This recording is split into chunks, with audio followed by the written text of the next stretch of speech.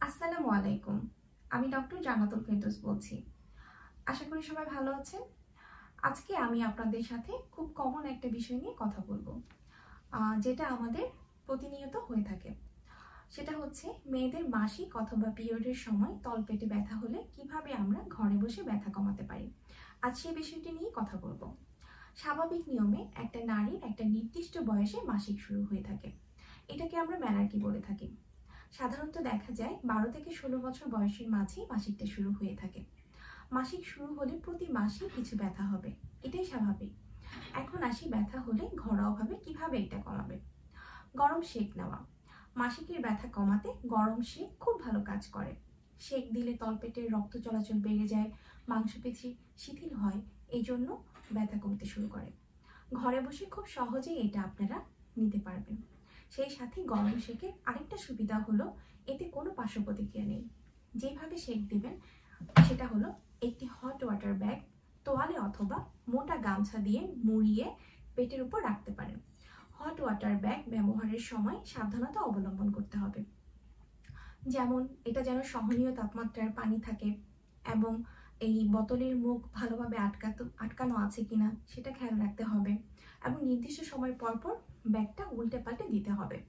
Hot water ব্যাগের পরিবর্তে এখন ইলেকট্রিক হিটিং প্যাড পাওয়া যায়, আমরা সেটাও ব্যবহার করতে পারি। এছাড়া আরেকটা ভাবে আমরা ব্যথা কমাতে পারি, সেটা হচ্ছে আদা খাওয়া। আদা পিরিয়ডের ব্যথা কমাতে অনেক সাহায্য করে। যাদের ব্যথাটা নিয়মিত হয় তারা এই পিরিয়ডের সময় বা পিরিয়ডের একদিন দুদিন আগে থেকে আদা কুচি কুচি করে খাওয়া শুরু করতে পারেন। গরম পানি অথবা চায়ের সাথে মিশিয়ে পান করতে পারেন। মাসিকের প্রথম 3 থেকে 4 দিন দৈনিক 3 বেলা করে এভাবে আদা কুচি খেতে পারেন। এতে করে অনেক সময় অনেক ব্যথা কমে যায়। ব্যথা কমানোর জন্য হালকা কুসুম গরম পানি দিয়ে গোসল করতে পারেন, এতে শরীরের ব্যথা কিছুটা কমে যাবে। হালকা ব্যায়াম করলেও অনেক সময় ব্যথা কমে থাকে, যেমন হাঁটাহাঁটি করা, যোগ ব্যায়াম করা, যোগা ইত্যাদি। এখন বলবো কিছু ওষুধের কথা, যা আপনারা ডাক্তারের পরামর্শ ছাড়াই কিনে খেতে পারেন। সেরকম একটা ওষুধ হচ্ছে আইবুপ্রোফেন। এটা খুব ভালো কাজ করে ব্যথা কমানোর জন্য, কারণ মাসিকের ব্যথার জন্য যে কেমিক্যালের কারণে হয় সেটার মেইন হচ্ছে প্রোস্টাগ্ল্যান্ডিন। এই কেমিক্যালকে থামিয়ে দিতে পারে হচ্ছে আইবুপ্রোফেন। এই জন্যই দেখা যায় যে আমাদের এই ব্যথাটা 30 মিনিটের মাঝেই কমে যায়। এখন আসি কতটুকু খাবো। আমরা 400 মিলিগ্রাম ট্যাবলেট 4 থেকে 6 ঘন্টা পর পর খেতে পারি। অবশ্যই এই মেডিসিনটা ভরা পেটে খেতে হবে। যাদের বয়স 12 বছরের বেশি তারাই শুধুমাত্র এই ওষুধটা খেতে পারবেন। মাসিকের ব্যথার জন্য 1 থেকে 2 দিন খেলেই দেখা যায় যে ব্যথাটা কমে যায়। যাদের পেটে আলসার, গ্যাসের সমস্যা, হার্ট, লিভার, কিডনি অথবা অ্যাজমার সমস্যা থাকে তখন এই মেডিসিনটা খাওয়া যাবে না। এছাড়া আমরা আরেকটা ওষুধ খেতে পারি, সেটা হচ্ছে প্যারাসিটামল। প্যারাসিটামলটা আমরা কিভাবে খাবো। যাদের ওজন 60 কেজির বেশি তারা 500 মিলিগ্রাম ট্যাবলেট 2টা করে খেতে পারি। এটা 4 থেকে 6 ঘন্টা পর পর খেতে পারি। যাদের ওজন 60 কেজির কম বা 60 কেজির কম তারা 500 মিলিগ্রাম ট্যাবলেট একটা করে খাবো। যদি কারো 2টা ট্যাবলেট খেতে অসুবিধা হয় সেক্ষেত্রে 1000 মিলিগ্রাম ট্যাবলেট একটা করে খেতে পারি। তবে অবশ্যই আমাদেরকে খেয়াল রাখতে হবে যে দিনে 500 মিলিগ্রাম ট্যাবলেট 8টার বেশি খাওয়া যাবে না, তাহলে আমাদের সমস্যা হতে পারে। এবং প্যারাসিটামলটাও আমরা ভরা পেটে খাবো। তাহলে মাসিকের ব্যথার জন্য আইবুপ্রোফেন এবং প্যারাসিটামল এই দুইটাই আপনারা কিনে খেতে পারেন। এছাড়া আরও অনেক মেডিসিন আছে, কিন্তু সেগুলো ডাক্তারের পরামর্শ ছাড়া খাওয়া যাবে না। মাসিকের সময় কম বেশি ব্যথা হওয়াটা হচ্ছে স্বাভাবিক, কিন্তু এটা যদি অতিরিক্ত হয় তাহলে অবশ্যই ডাক্তারের কাছে যেতে হবে। কিছু কিছু রোগের কারণেও তলপেটে অতিরিক্ত ব্যথা হয়ে থাকে। এখন আমি সেই বিষয়গুলো নিয়ে কথা বলবো। তেমন একটা ইম্পর্টেন্ট কারণ হচ্ছে এন্ডোমেট্রিওসিস।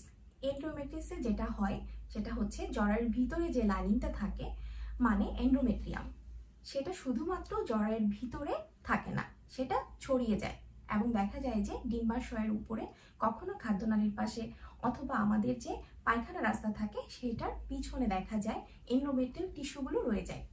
এবং প্রত্যেক মাসে হরমোনের প্রভাবে যখন মাসিকটা হয় এই এন্ডোমেট্রিয়াল টিস্যুগুলো থেকেও কিছু কিছু রক্তপাত হতে থাকে এবং সেই মেয়েটা তখন বলে যে ব্যথা হচ্ছে। এই এন্ডোমেট্রিয়াল টিস্যুগুলো থেকে যে রক্তপাত হয় ওইটাই ব্যথা আকারে প্রকাশ করে। কয়েক বছর পর দেখা যায় যে সেই মেয়েটা আমাদের কাছে আসে এবং এসে কমপ্লেন করে যে ম্যাডাম আমার পেটে চাকার মতো লাগছে। তখন আমরা দেখা যায় যে আল্ট্রাসোনোগ্রাম করে দেখি যে ডিম্বাশয়ের উপরে ছোট একটা সিস্ট, যেটাকে আমরা চকলেট সিস্ট বলে থাকি। তখন তার পেটে কি হয়, পেটে চিনচিনে ব্যথা থাকতে পারে। মাসিক চলাকালীন সময়ে এই ব্যথাটা কি হয়, অনেক বেশি বেড়ে যায়। এরপর কারণ হচ্ছে ফাইব্রয়েড। যেমন ফাইব্রয়েড আমরা অনেকেই জানি, তো জরায়ুতে যে মাংসটা থাকে, যখন এই মাংসটা অতিরিক্ত বেড়ে যায় তখন আমরা সেটাকে ফাইব্রয়েড বলে থাকি। ফাইব্রয়েড যদি ছোট থাকে তাহলে তেমন কোনো সমস্যা হয় না, কিন্তু যদি বড় হয় তাহলে জরায়ুর ভিতরে থাকে। তখন দেখা যায় মাসিকের সময় যখন জরায়ুটা সংকুচিত হয়ে আসে তখন এই ফাইব্রয়েডের জন্য অনেক বেশি ব্যথা হয়ে থাকে। এর জন্য আমরা হরমোনাল ট্রিটমেন্ট দিই, সাথে ব্যথার জন্য কিছু মেডিসিন দিয়ে থাকি। প্রয়োজন হলে ফাইব্রয়েডটা ফেলে দেওয়ার পরামর্শ দিই। সেই ক্ষেত্রে দেখা যায় যে অপারেশনের ক্ষেত্রে মায়োমেক্টমি করা হয়ে থাকে। এরপরে আমরা যে কারণটা বলতে পারি সেটা হচ্ছে এসটিডি অথবা সেক্সুয়ালি ট্রান্সমিটেড ডিজিজ।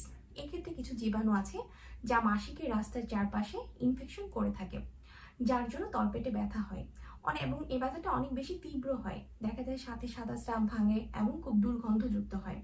এই ক্ষেত্রে অবশ্যই আমাদেরকে ডাক্তারের কাছে যেতে হবে এবং হাজব্যান্ডকে সহ নিয়ে যেতে হবে, কারণ এই ট্রিটমেন্টটা হাজব্যান্ড এবং ওয়াইফকে দুজনকে একসাথে নিতে হবে। এছাড়া আরো কমন একটা প্রবলেম সেটা হচ্ছে পিআইডি, যেটাকে আমরা পেলভিক ইনফ্লামেটরি ডিজিজ বলে থাকি। এক্ষেত্রে কি হয়, এক্ষেত্রে জরায়ুর ইনফেকশন থাকে, সেটা যদি জরায়ুর মুখ থেকে ভিতরে চলে যায় অথবা জরায়ুর ভিতরে টিউব এসব জায়গায় ছড়িয়ে পড়ে, তখন দেখা যায় তলপেটে অনেক বেশি ব্যথা হয়, সাথে সাদা স্রাব হয়, যেটা অনেক দুর্গন্ধযুক্ত হয়ে থাকে। এমন হলেও ডাক্তারের কাছে যেতে হবে। এছাড়া আরেকটা কমন ব্যাপার যেটা আমাদের সবার সাথেই হয়ে থাকে সেটা হচ্ছে ওভুলেটরি পেন। প্রত্যেক নারী মাসিকের একটা নির্দিষ্ট সময় ওভারি থেকে একটা ডিম নিঃসৃত হয় এবং এই ডিমটা যখন বের হয় তখন কি হয়, কিছু ফ্লুইড জাতীয় পদার্থ বের হয়, যেটা আমাদের অনেক সময় ইরিটেট লাগে। এর জন্য কিছু ব্যথা আমরা অনুভব করি।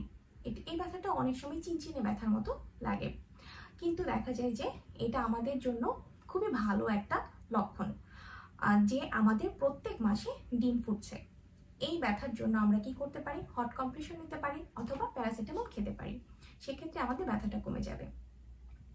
আরেকটা কমন প্রবলেম হচ্ছে ওভারিয়ান সিস্ট। এটা আমরা কম বেশি সবাই জানি, সব সিস্টই খারাপ হয় এমন কিন্তু না।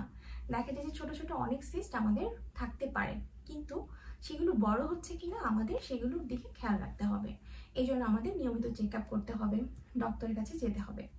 এছাড়াও ইউটিআই, ইরিটেবল বাউল সিনড্রোম আরও অনেক কারণে পেটে ব্যথা হতে পারে। তবে ব্যথাটা যদি অনেক বেশি হয় এবং অনেকদিন যাবত থাকে তাহলে অবশ্যই আমাদেরকে ডাক্তারের কাছে আসতে হবে। এখন আমাদেরকে আরেকটা বিষয় জানতে হবে যে আমাদের কোন ব্যথাটা স্বাভাবিক এবং কোন ব্যথাটা অস্বাভাবিক। স্বাভাবিক ব্যথার ক্ষেত্রে কি হয়, দেখা যায় যে আমাদের তলপেটে ব্যথা হয়, উরুর পাশে ব্যথা হয় এবং পিঠের দিকে ব্যথা হয়। এটা সাধারণত কি হয়, পিরিয়ডের কিছু সময় আগে থেকে শুরু হয় এবং 2-3 দিনের মাঝে দেখা যায় যে ভালো হয়ে থাকে। আর অস্বাভাবিক ব্যথাটা কি, অস্বাভাবিক ব্যথা দেখা যায় যে আমাদের অনেকদিন পর থেকে শুরু হয়।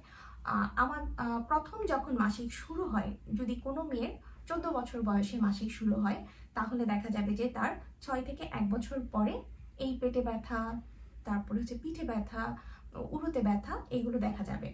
কিন্তু যদি সেটা অস্বাভাবিক হয় তাহলে দেখা যাবে যে সেটা অনেকদিন পর থেকে শুরু হবে। এসব ক্ষেত্রে আমাদের অবশ্যই ডাক্তারের পরামর্শ নিতে হবে এবং খুব তাড়াতাড়ি, যত তাড়াতাড়ি সম্ভব হাসপাতালে যেতে হবে। আশা করি সবার আজকের টপিকস ভালো লেগেছে। সবাই ভালো থাকবেন, সুস্থ থাকবেন। আল্লাহ হাফেজ।